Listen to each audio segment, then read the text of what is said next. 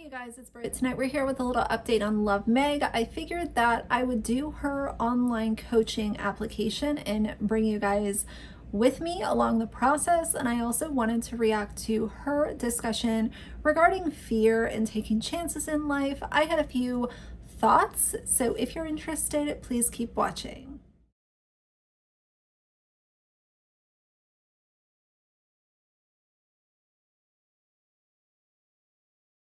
All right, you guys, so first things first, we're gonna hear her little TED Talk about fear and taking chances. And I have already listened to this once. That's obviously how I knew to make a video about it. So it's not a true first time reaction, but that doesn't really matter. The thing I want you guys to keep in mind is when we're listening to her talk about this, the one thing that I think about with fear is financial status. Are you wealthy or are you poor? Or are you somewhere in the middle? Because what I have seen personally is a lot of times people that already have wealth, even if their version of wealth is having 10 grand in savings and they're doing okay for themselves, for their needs, and I know that that differs as well. But that person is going to be more willing to take a chance, whether that's a career change, whether it's moving, whether it's, deciding to take a really big vacation and they've never traveled outside the country, like things like that. If you have a little bit of a nest egg to sit on financially, you're going to be more willing to take that leap of faith versus someone who is literally living paycheck to paycheck, trying to figure out how they're going to budget for groceries for the next 2 weeks until they get paid again. And what I've seen is a lot of people who are living paycheck to paycheck. It's not that they're fearful. It's just that they don't have the resources to be able to say, you know what, if I switch jobs and I don't like it, I have that 10 grand sitting in savings, so that'll hold me over and we'll be okay. So it's not the fact of people just being scared, it's the fact of them literally not being able to take the risk because they have to have the job that they're at. Not only is it job security, but it's also making sure that they are getting paid every other week or twice a month or whatever it is. So this kind of talk coming from an influencer is quite interesting. And then when you also consider that she took 2 PPP loans that she did not need from the government, that's just the cherry on top. But either way, let's hear what she has to say. People's brains are just wired for fear. And so if you're thinking, if I'm going to miss it this much, if I'm going to miss this chapter of my life this much, maybe the next chapter isn't the right decision, or maybe this thing that I've been thinking about doing and taking this big leap of faith isn't the right decision. And our brains can kind of go there, and we make decisions out of fear instead of excitement and love. And those decisions that you make out of fear are always going to be the wrong decision. Fear-based decisions are always going to lead you to feeling stuck in every way. There is going to be a part of you that wants to grow. And if you're too scared to grow, then you're going to feel stuck. Yes, but here's the thing, and this is kind of where I'm going to keep going back to because it's the most logical stance to take on this. Person A, who has been working at their job, they are living paycheck to paycheck right now, and they have kids to feed, or even if they're just feeding themselves and having to hold down a rent and utilities and a car payment and car insurance, and y'all know the drill. That person who might not necessarily like their job, they might not be super excited to go into the office or the workplace every day, it might be really stressful. That person might really want to start their own business or work for a different company or completely change industries or move from the small town closer to the big city because they know that there's better opportunities, so on and so forth. They are in this very specific situation where they don't have a fallback plan. And I've seen so many times with entrepreneurs and influencers and just people who kind of work for themselves, a lot of times it's not even just that they have the 10 grand or 50 grand sitting in the savings account. It's that they have family that can help them. And when you have family that can financially support you if everything else goes south, that's also a huge nest egg that a lot of people don't have. There are a lot of people that are not only working paycheck to paycheck, but they also don't have, wealthy parents or, that aunt that can help cover their rent. Like, they are literally all that they have, and they have to hold it down. So it's not that people just kind of wander through life not wanting to take chances or do something new or different. It's that, what am I going to do if I take that chance, and if it fails, knowing that I have nothing else to fall back on? Because once we talk about taking chances, we're also talking about cars getting repossessed, insurance lapsing, not being able to feed yourself or your kids, not being able to keep the lights on. People always just want to talk about, oh, it's a leap of faith. Oh, I took a leap of faith. Oh, I did this, and now I'm a, big boss babe. And there are stories out there like that, but what a lot of those people aren't telling you is they either had money in savings, or in the back of their mind, whether or not they ever disclose it, they know that they had wealthy parents or a wealthy family member that would come through if things got really difficult. And that makes that leap of faith so much easier for those people to do. There is nothing wrong with being a realist, and this is something that I kind of struggle with too, because sometimes I feel like my being realistic can come off as if I'm just like some kind of negative, salty bitch, and that's not the case at all. I just look at things as they are. If you tell me that I have $5 in my account, I'm not going to be like, oh, how can I spend that $5 to make $50? Like, that's just not the way that I work. I'm going to look at it, I've got $5. What am I going to do to add to that $5 without gambling away the money that I do have? Do you guys know what I mean?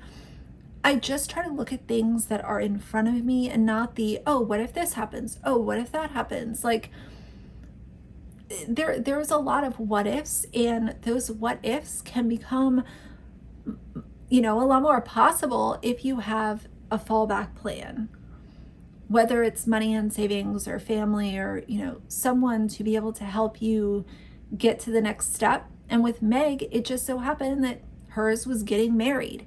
Dual income, they could build off of that and continue moving. So I have loved living in Savannah. Like, this has been my favorite place we've ever lived. I still have days, and I know Justin even still has days, where we miss living in our trailer. And it's because in all of those chapters in our lives, we were focused on being grateful for where we are in that moment. And so when you do that, you are in love with your life. And then here comes another chapter, and you just have to jump.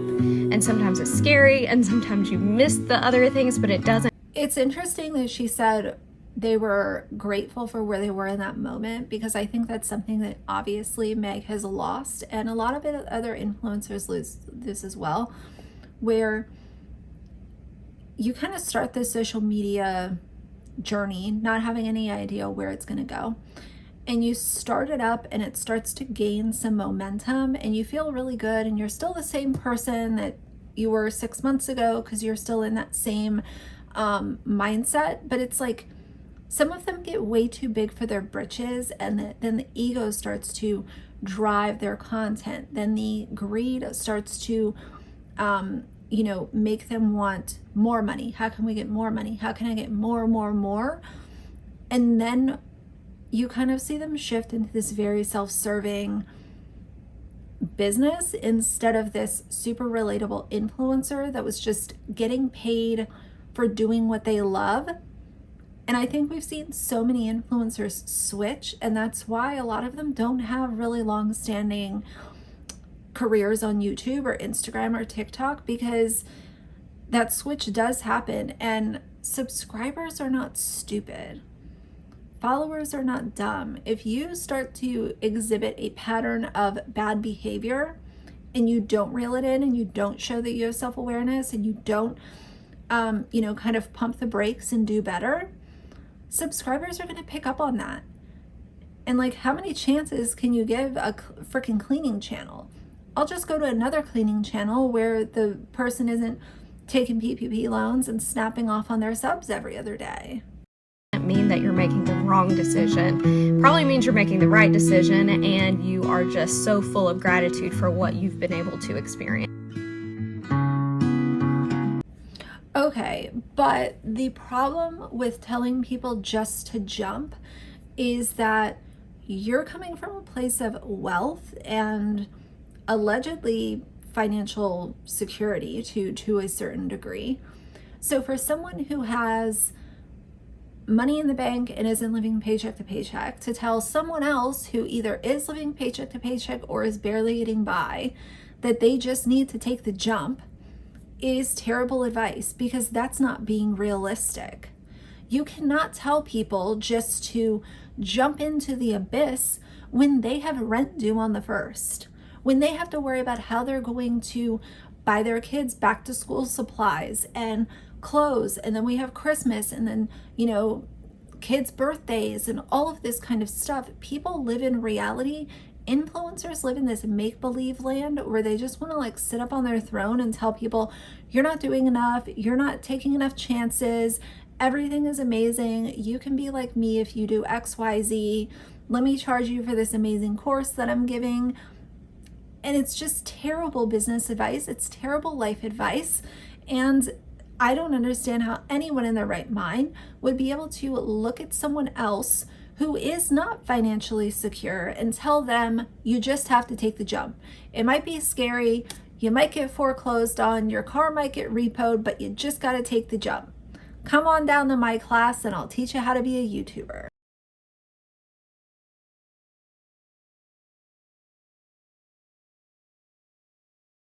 That's not realistic. So that's the end of her stories where she was talking. Let's get on to this quiz because I'm excited. So it says, Abundantly Meg one-on-one coaching application. If you were living the life of your dreams today, what would it look like? Would you travel more, have more time with the kids, work less, increase revenue? Let me help you get to the root of what's holding you back and then overcome the challenges you are facing so you can turn that dream into reality. Over the past 9 years, I've built several businesses that made millions of dollars in revenue. I'd like to see proof for that. If you're charging people $2,500 a month for a 1-year contract, I need to see some receipts. Traveled extensively with my family and live an abundant lifestyle of freedom. My dream life. Getting to this point was a journey of growth and learning. Along the way, I picked up skills and a mindset that I know can change anyone's life. In my one-on-one coaching sessions, I can help you achieve your goals and live your best life. If you're an entrepreneur or CEO that is motivated and passionate about growth and living in abundance, fill out this short form and let's talk. Heart emoji. I really don't want to be a broken record, but as soon as I read this, I automatically think someone who has money versus someone who does not have money. You literally cannot tell someone who does not have any fallback plan, any family member that, can float them some money to get them through this new exciting chapter that they want to start up. They want to start their own business. So, Uncle Joe and Aunt Susan can float them 10 grand to help them with their bills. Like, we don't live in make-believe land. I'll tell you what happened with Meg. Meg hit the algorithm. People just so happened to be able to relate with her for a short period of time. She rode out the wave. She got more and more greedy. She started snapping off on people. She got more greedy when she took those PPP loans. Then she started snapping off and being bitchy again. And now we kind of come to current day where people have a 0 or very low tolerance for greedy, entitled, snobby influencers when they could be using that time either not on social media or If they are on social media, they're watching people who are actually a little more down to earth. They don't have to all be relatable, but a little bit more rooted and not what these typical influencers are in this day and age.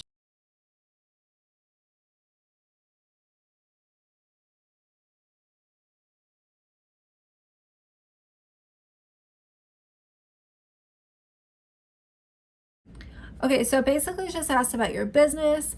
What is an area that you feel like you need to be coached on? My one-on-one coaching sessions are $2,500 a month. Is this a financial investment you are willing to make? No. In one-on-one coaching, we will meet on the phone twice a month for 30 minutes and contracts run for 1 year. Does this sound like a time commitment you can make?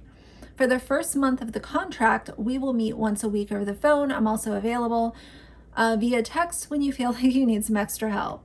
So stupid.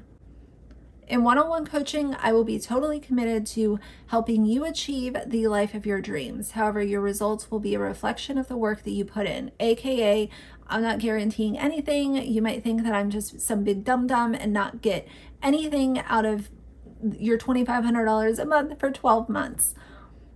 Are you excited and motivated to utilize this opportunity to transform your life? And that's the last question. So she really doesn't go into a whole lot of details as far as kind of what she's offering. It's basically like, here's one-on-one coaching, here's the pricing, here's the frequency that you're going to need to be available for these sessions, but I'm not going to promise you any results because that's on you, boss babe. So very quick questionnaire. I think that her Instagram stories are quite interesting.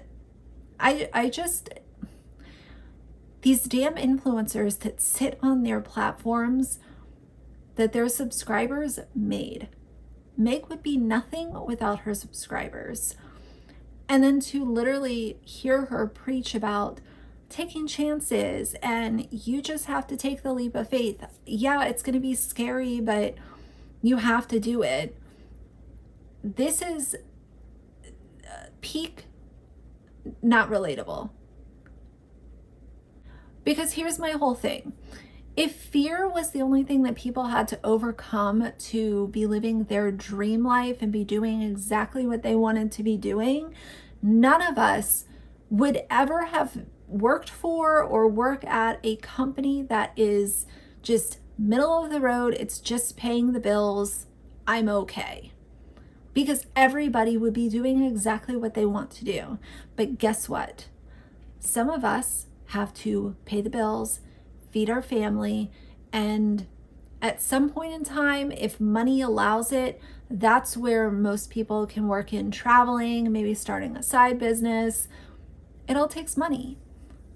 So Meg got away by being able to take 2 PPP loans as she didn't have to pay back.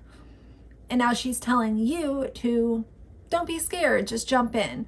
Okay, Meg. Well, either way, good luck with everything. But those are going to be my thoughts for now. Tell me how you guys feel about this. Do you think I'm on the money when it comes to the financial part of this with having the nest egg or a fallback plan or family that can step in at the last second and kind of save the day while you're building your dream life? Or am I totally off base? Leave your thoughts down below. So for now, if you like the video, leave a like and a comment. And if you'd like to see more from me in the future, please subscribe. I'll see you guys soon. Bye.